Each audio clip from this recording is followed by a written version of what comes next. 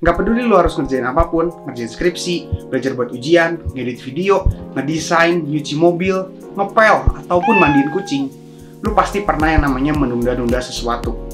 Lu tahu apa yang sebetulnya harus lu kerjakan, tapi rasanya tuh kayak susah banget gitu buat mulai. Akhirnya lu malah buka HP sendiri, cari pelarian, dan mencoba membuat diri lu merasa lebih enak di saat deep down tuh lu tahu apa yang sebetulnya harus lu selesaikan. Tapi setiap kali lu mau mulai, otak lu memberikan beribu-ribu alasan untuk menunda-nunda pekerjaan itu. Mager gak ada motivasinya. Hari ini gua nggak mood kerja. Aduh, gua kok kayaknya capek banget ya. Kayaknya waktunya nggak tepat deh. Dan masih banyak alasan-alasan lainnya. Kita semua sebetulnya pasti pengen berkembang. Ada jarak antara keadaan kita saat ini dan cita-cita dan juga mimpi kita. Di tengah-tengahnya ada sesuatu yang namanya kerja. Tapi setiap kita mau jalan di atas jembatan yang namanya kerja itu, selalu aja ada penghalangnya. Hai guys, gue Jeremy. Welcome to Animal Life. Hari ini gue mau bahas tentang beberapa cara yang gue pakai sendiri buat berhenti menunda-nunda pekerjaan. Semua metode ini udah gue terapkan ke hidup gue sendiri, dan banyak gue dapatkan dari orang-orang hebat dan produktif di luar sana. Cara-cara ini udah membantu hidup gue, dan gue harap bisa juga membantu hidup kalian. Oke, langsung aja. Metode yang pertama adalah Eat the Frog, makan tuh kodok. Konsep ini gue dapatkan dari sebuah buku ciptaan seseorang bernama Brian Tracy. Kenapa sih dia pakai perumpamaan kodok?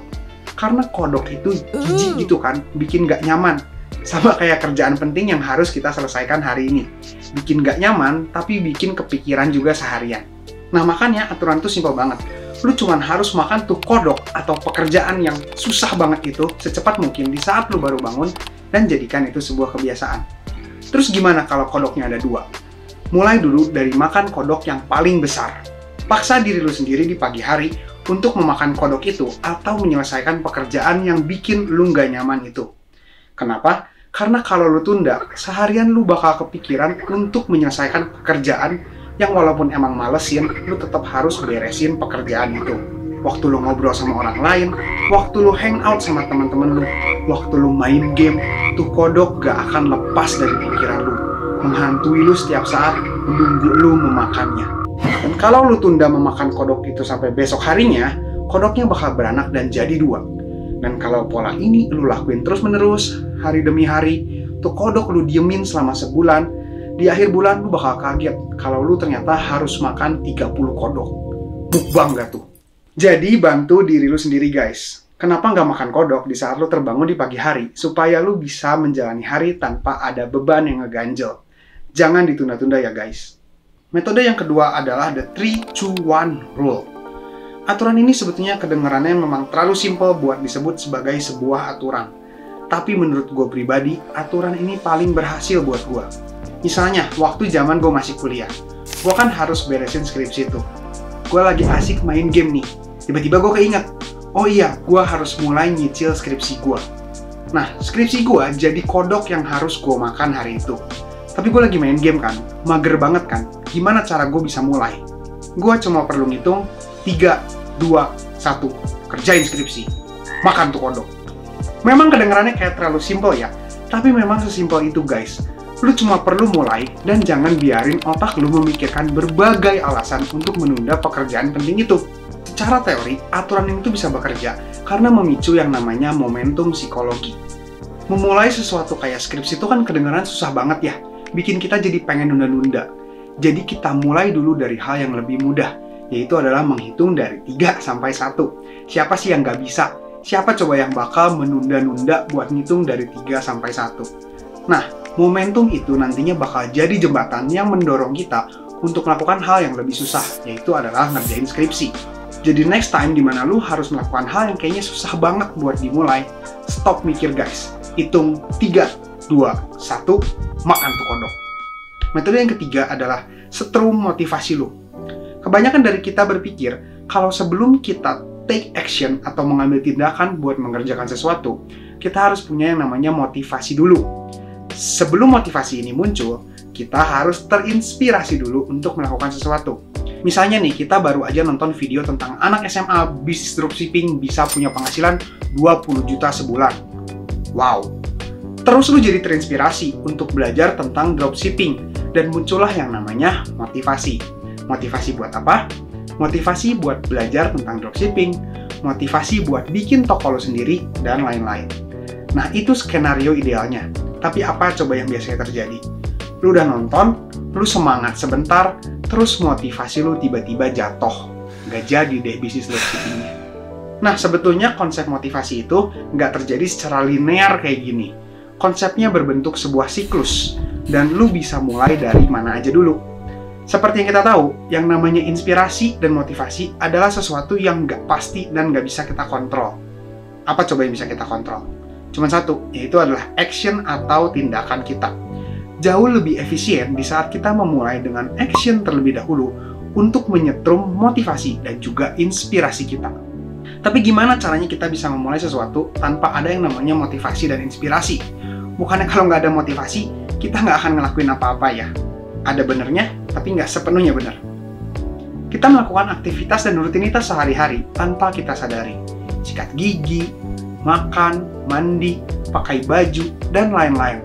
Nah, di saat kita melakukan action-action kecil ini, hal itu akan menyetrum inspirasi dan motivasi kita untuk melakukan action atau tindakan yang lain. Jadi bakal bergulung terus kayak bola salju. Jadi, di saat lu lagi menghindari melakukan sesuatu yang terdengar sulit dan malesin, bilang ke diri lu sendiri, lakukan sesuatu apapun itu.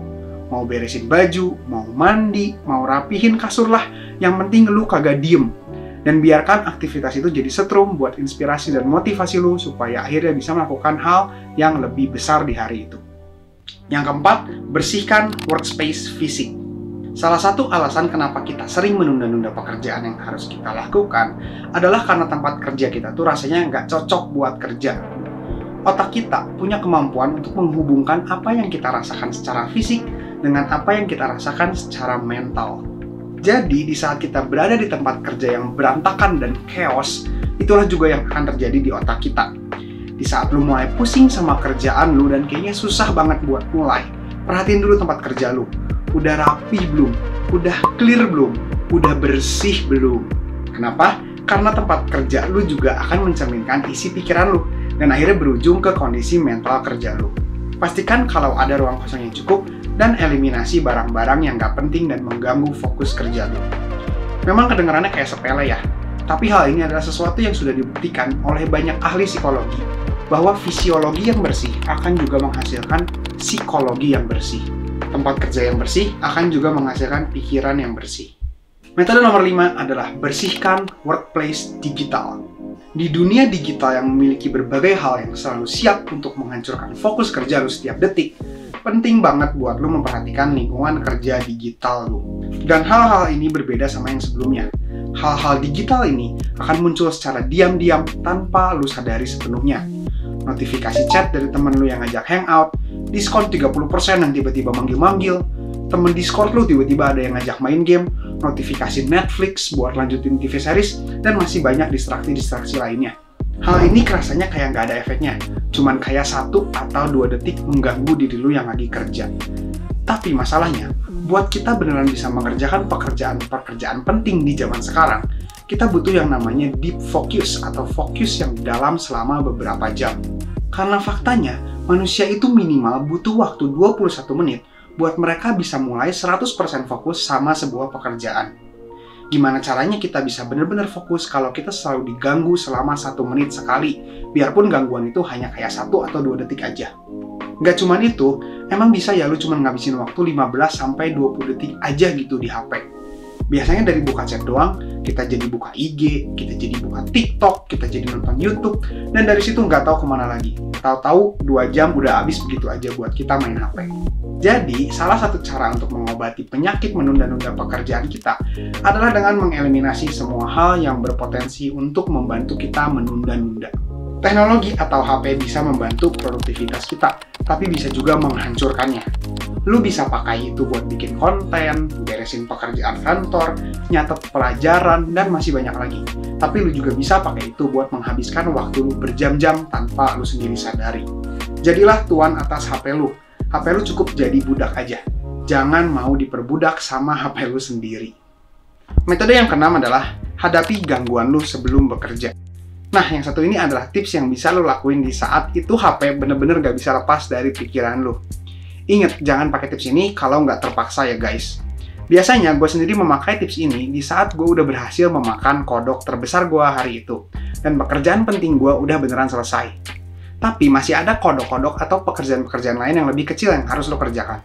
Intinya adalah lo menetapkan sebuah rentang waktu antara 15 sampai 25 menit untuk lo melakukan distraksi yang bener-bener pengen banget lo lakuin.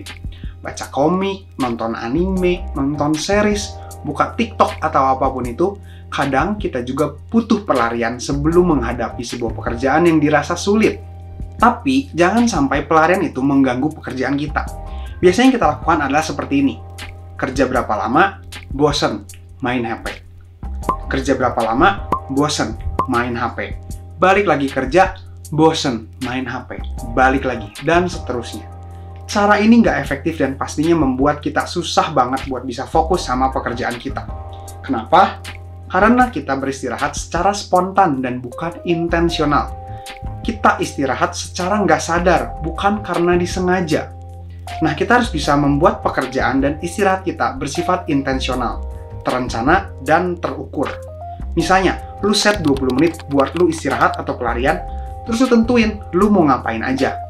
Oke, pertama gue mau nyemil sambil nonton podcast di YouTube selama 10 menit. Terus gue mau ngecek chat line sama WA. Ngeliat apakah ada teman-teman gue yang ngechat dan perlu dibales selama 5 menit. Terus baru gue buka IG buat lihat-lihat hal yang emang gue suka selama 5 menit lagi. Jadi total pas 20 menit. Dah selesai. Buang lagi tuh distraksi dan fokus sama kerjaan lu. Awalnya mungkin emang susah ya. Cuma poin yang mau gue sampaikan adalah untuk beristirahat secara intensional, sadar dan terencana. Pastikan semua keinginan pelarian dan distraksi yang pengen lu buka udah terpenuhi semua. Nggak ada yang terlewatkan. Supaya lu pun nggak punya alasan lagi buat menunda-nunda pekerjaan lu. Jadi memang kadang lu harus sedikit kasih otak lu makan buat hal-hal kayak gini. Supaya lu juga happy dan gak stres selama lu kerja. Kayak negosiasi sama diri sendiri lah. Kasih sedikit gangguan atau distraksi buat dapat motivasi lagi supaya bisa ngerjain sesuatu yang lebih penting. Metode yang ketujuh adalah istirahat singkat di tengah pekerjaan lu. Nah, yang ini sebetulnya mirip sama tips sebelumnya, tapi ada bedanya. Sebuah studi ada yang bilang kalau manusia itu cuma bisa fokus selama 90 menit sebelum mereka butuh istirahat sebanyak minimal 15 menit. Setelah itu, level fokus kita akan berkurang. Kita jadi sering bengong, kecepatan kerja kita berkurang, dan masih banyak lagi. Jadi, mulai masukkanlah sesi istirahat yang sering tapi sebentar dalam sesi kerja lu. Berapa lama sih idealnya kita kerja? Ada beberapa metode, lu tinggal pilih aja mana yang menurut lu paling cocok sama lu. Ada yang namanya Pomodoro, di mana lu kerja selama 25 menit, sebelum lu beristirahat selama 5 menit, lu ulang selama 4 sesi, terus istirahat selama 30 menit, dan ulang lagi dari awal. Ada juga metodenya Robin Sharma, yang pernah udah gue bahas di video sebelumnya. Fokus selama 90 menit kerja, istirahat selama 15 menit, dan ulang. Waktu kerja dan istirahat ini berbeda-beda setiap orang, dan lu bisa coba untuk eksperimen dengan beberapa metode. Gue pribadi lebih cocok dengan gayanya Robin Sharma, soalnya gue jadi lebih bisa kerja untuk waktu yang lama sebelum gue bener-bener kehilangan fokus dan beristirahat.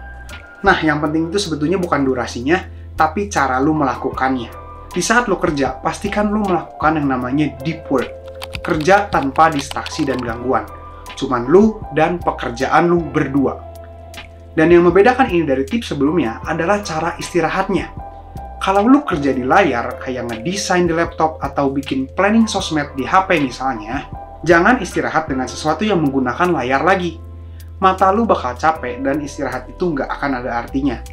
Makanya lu harus bagi waktunya jadi 3. Ada waktu buat kerja produktif, ada waktu buat istirahat produktif, dan ada waktu buat pelarian, di mana lu boleh ngerjain distraksi apapun yang lu mau. Istirahat produktif ini bisa ngapain aja sih? Beberapa pilihan yang gue suka adalah lu bisa berdiri, jalan-jalan, ngobrol sama teman kerja lu, stretching otot yang pegel, atau kalau lu lagi sendirian mungkin lu bisa meditasi, kayak pejemin mata dan ngatur nafas aja. Pokoknya jangan sampai istirahat produktif ini merusak fokus lu. Justru istirahat ini berguna untuk lu memulihkan kembali fokus yang udah berkurang. Oke, jadi segitu aja. Kalau lu adalah salah satu orang yang sering menunda-nunda pekerjaan, gue yakin salah satu dari tips ini bisa membantu lu. Kenapa? Karena tips-tips ini juga udah gue coba dan sangat membantu gue. Kalau lu udah cobain semua tipsnya, dan lu masih aja menunda-nunda, coba tonton ulang lagi deh videonya. Pasti ada yang kelewat. Thank you buat kalian semua yang udah nonton video ini sampai akhir. Jangan lupa buat like dan share video ini, dan juga subscribe di channel Animo Life kalau kalian suka konten-konten kayak gini. Dan coba juga buat kasih komen buat sesuatu yang kalian ingin gue bahas di channel ini ke depannya. So that's all. Thank you guys for watching. See you in the next video. Stay healthy and stay productive.